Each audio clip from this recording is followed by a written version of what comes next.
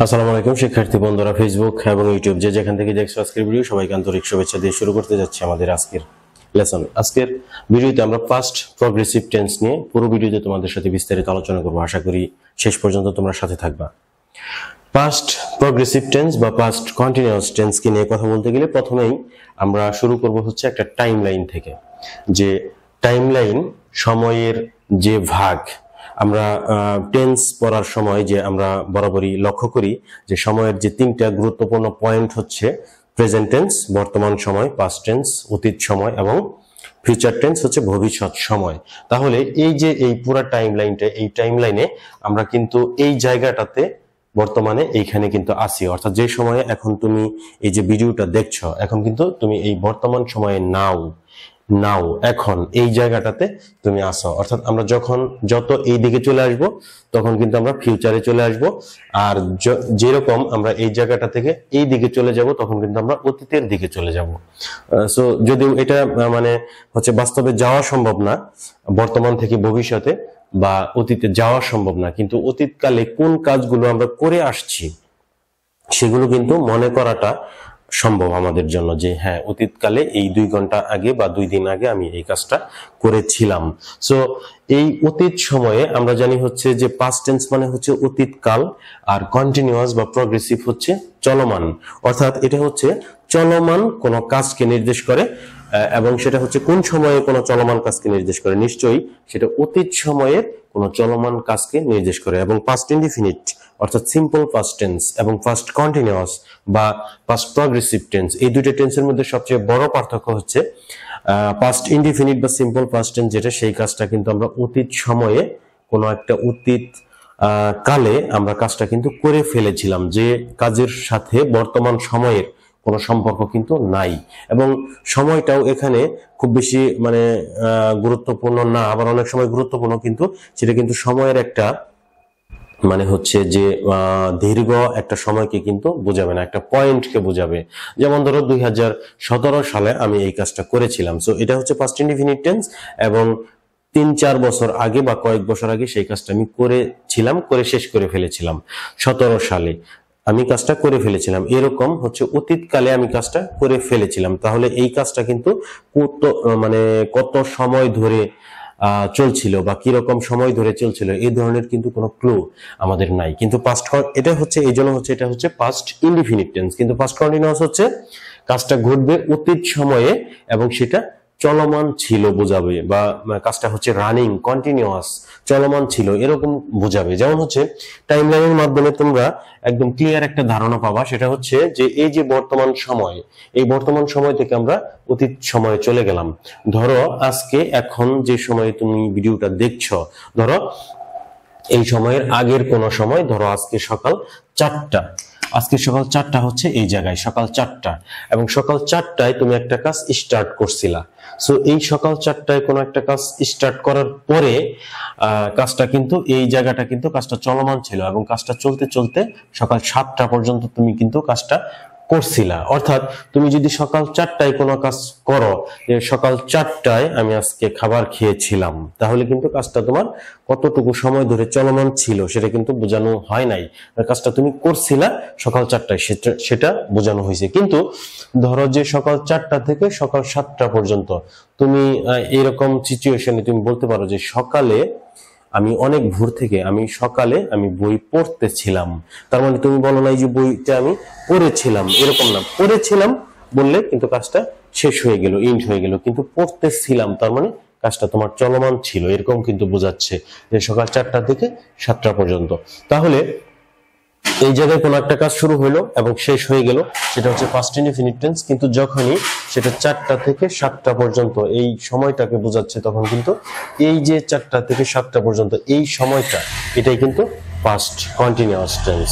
So past indefinite এবং continuous টেন্সের মধ্যে সবচেয়ে বড় পার্থক্য এটা, আশা করি বুঝতে পারছো। যেমন হচ্ছে পাস্ট ইনডিফিনিট হচ্ছে অতীতকালে কোনো একটা কাজ শেষ হয়ে যাবে, জাস্ট এন্ড হয়ে যাবে, কিন্তু পাস্ট কন্টিনিউয়াসটাও এন্ড হয়ে যাবে। যেমন এই কাজটা কিন্তু এই বর্তমান সময় পর্যন্ত কিন্তু আসে নাই, বর্তমানের আগেই কিন্তু শেষ হয়ে গেছে। তাহলে পার্থক্যটা হচ্ছে যেটা চলমান বোঝাবে। কখন চলমান?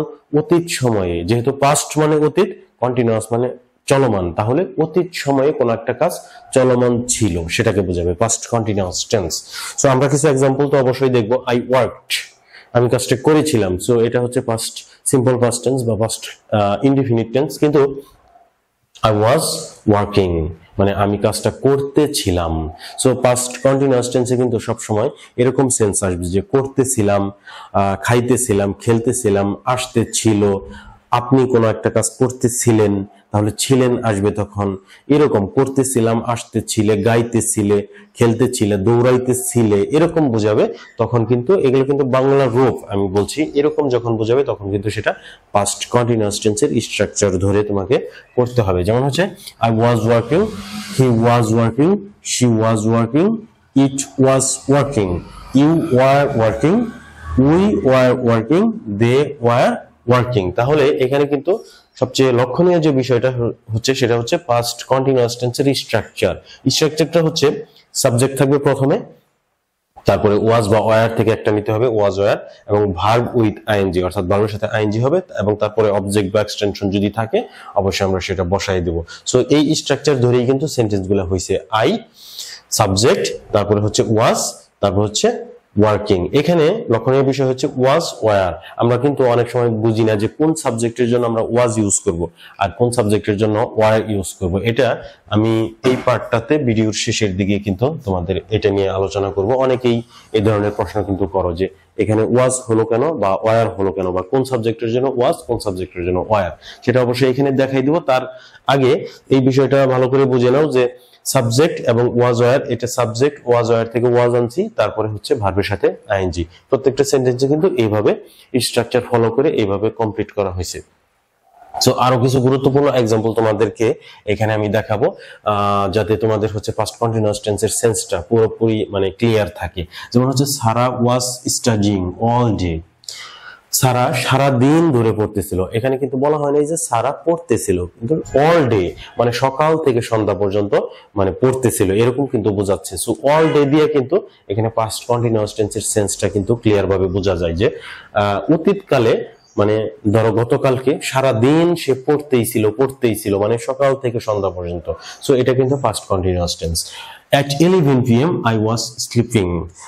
সো এখানে কিন্তু 11 PM অর্থাৎ 11টায়, রাত্রি 11টায় আমি কি করতেছিলাম, সেই সময়টাতে আমি ঘুমোচ্ছিলাম। রাত্রি 11টা এবং সেই সময় আমার যে কাজটা চলমান ছিল সেটা হচ্ছে আমি ঘুমের মধ্যে ছিলাম, আমি ঘুমাচ্ছিলাম। সো এই জন্য I was sleeping. They were having dinner when we arrived. মানে when we arrived, যখন আমরা সেখানে পৌঁছাইছিলাম তখন আমরা দেখলাম যে they were having dinner, তারা খাবার খাচ্ছে বা খাবার খাইতেছিল। মানে আমরা সেখানে পৌঁছাইলাম এবং পৌঁছানোর পরে আমরা দেখলাম যে তারা খাবার গ্রহণ করতেছে। সো তখন কিন্তু তাদের ওই কাজটা চলমান ছিল। কখন চলমান ছিল? যখন আমরা সেখানে গেলাম তখন তারা খাবার খাচ্ছিল, অর্থাৎ খাবার খাওয়াটা তাদের চলমান ছিল। That's it. I was planning to call John but I didn't have time. Planning to call John অর্থাৎ হচ্ছে আমি জনকে কল করার কথা পরিকল্পনা করতেছিলাম। সো এই পরিকল্পনা করাটা কিন্তু একবার দুইবার আমার মাথায় আসে নাই, বারবার আমার মাথায় আসতেছিল যে আমি জনকে কল করব। সো এটা একটা কন্টিনিউ প্রসেসের মধ্যে চলতেছিল, কিন্তু সময়ের অভাবে আমার আর কল করা হয় নাই। কিন্তু যে আমার যে ব্রেনে যে বিষয়টা তখন ঘুরপাক খাচ্ছিল যে আমি জনকে কল করব, এটা কিন্তু বারবার হচ্ছে এবং কিছু নির্দিষ্ট সময় ধরে অতীতকালে এই বিষয়টা আমার মাথায় ঘুরপাক খাচ্ছিল। সো এটা হচ্ছে first continuous tense. I was wondering if you could help me. আমি ভাবতেছিলাম যে তুমি আমাকে সাহায্য করতে পারতা কি না, এটা আমি ভাবতেছিলাম। সো এইটা কিন্তু একই ধরনের মোটামুটি, যে আমি ভাবছিলাম এরকম আর কি। সো এটা হচ্ছে, এগুলো হচ্ছে ফার্স্ট কন্টিনিউয়াস টেন্স। কোন জায়গায় কিভাবে ফার্স্ট কন্টিনিউয়াস টেন্স হবে, অর্থাৎ কোন জায়গাগুলোতে ফার্স্ট কন্টিনিউয়াস টেন্স কিভাবে আমরা ইউজ করব, কেন আমরা ফার্স্ট কন্টিনিউয়াস টেন্স একটা সেন্টেন্সকে ফার্স্ট কন্টিনিউয়াসের স্ট্রাকচার ধরে আমরা একটা সেন্টেন্সকে ইংরেজিতে রূপান্তর করব, সেটা আশা করি বুঝতে পারছো যে কোন সিচুয়েশনে কিভাবে কেন ফার্স্ট কন্টিনিউয়াস টেন্স হয়। এখন কিছু স্টেটিভ ভার্বস নিয়ে কথা বলবো তোমাদের সাথে, খুবই গুরুত্বপূর্ণ। ইংরেজিতে দুই ধরনের ভার্ব আছে তোমরা জানো, হয়তোবা জেনে থাকবা, স্টেট ভার্ব এবং আরেকটা হচ্ছে অ্যাকশন ভার্ব। অ্যাকশন ভার্বগুলো হচ্ছে যে সরাসরি তোমার অ্যাকশন বোঝাবে, ফিজিক্যাল অ্যাকশন, মানে শারীরিক ভাবেই তোমার কোনো একটা কাজ তোমার করা, যেমন হচ্ছে আসো, যাও, খাও, খেলো, পড়ো, ড্রাইভ, রিড, রাইট, এগুলো কিন্তু ফিজিক্যাল ভাবে আমাদের কিন্তু কাজগুলো করতে হয়। এগুলো হচ্ছে অ্যাকশন ভার্ব, মানে শারীরিক নাড়াচাড়ার মাধ্যমে আমরা কোনো একটা কাজ করি, এগুলো হচ্ছে অ্যাকশন ভার্ব। কিন্তু আরেক ধরনের ভার্ব আছে ইংরেজিতে, যেগুলো হচ্ছে আমাদের চিন্তা ভাবনাকে নিয়ন্ত্রণ করে, শুধুমাত্র আমাদের হচ্ছে স্টেটকে নিয়ন্ত্রণ করে, কন্ডিশনকে নিয়ন্ত্রণ করতে পারে। এটা হচ্ছে হতে পারে কোনো মেন্টাল কন্ডিশন, মেন্টাল স্টেট, অথবা হতে পারে কোনো থিঙ্কিং স্টেট। এই স্টেট যেগুলো হচ্ছে আসলে কোনো ফিজিক্যাল অ্যাকশন না, শুধু আমাদের চিন্তা ভাবনা, আমাদের ধারণা, এই ধারণা বা চিন্তা ভাবনাকে নিয়ন্ত্রণ করে, সেগুলো হচ্ছে স্টেট ভার্ব। এই স্টেট ভার্বগুলো কিন্তু আসলে এই স্টেট ভার্বের সাথে কখনোই প্রেজেন্ট কন্টিনিউয়াস বা পাস্ট কন্টিনিউয়াস এগুলো কিন্তু স্টেট ভার্বের সাথে কখনো করা যাবে না। সো যখন আমরা এই স্টেট ভার্বগুলো থাকবে, তখন স্টেট ভার্বগুলোকে পাস্ট কন্টিনিউয়াস না করে আমরা পাস্ট ইনডিফিনিট বা সিম্পল পাস্ট টেন্সে করব। এবং ম্যাক্সিমাম স্টুডেন্ট অনেক সময় এটা না জানার কারণে কিন্তু ভুল করে, তারা পাস্ট কন্টিনিউয়াস করে। এবং রাইট ফর্ম অফ ভার্বসেও কিন্তু তোমাদের অনেক সমস্যা হয় এই স্টেট ভার্বের ব্যবহার না জানার কারণে। যেমন হচ্ছে I was knowing him for many years. Know হচ্ছে একটা স্টেট ভার্ব। দেখো, এটা কিন্তু কোনো ফিজিক্যাল অ্যাকশন না। আমি যে কথা বলতেছি, আমার ঠোঁট কিন্তু নড়তেছে, এটা হচ্ছে ফিজিক্যাল অ্যাকশন। সো এটা কিন্তু নো হচ্ছে কোনো ফিজিক্যাল অ্যাকশন না, এটা হচ্ছে আমাদের মেন্টাল স্টেট। সো এটা হচ্ছে স্টেট ভার্ব। সো আমরা এখানে করব I knew him for many years, কারণ স্টেট ভার্বগুলোকে কন্টিনিউয়াস করা যায় না। Susan was hating spider's.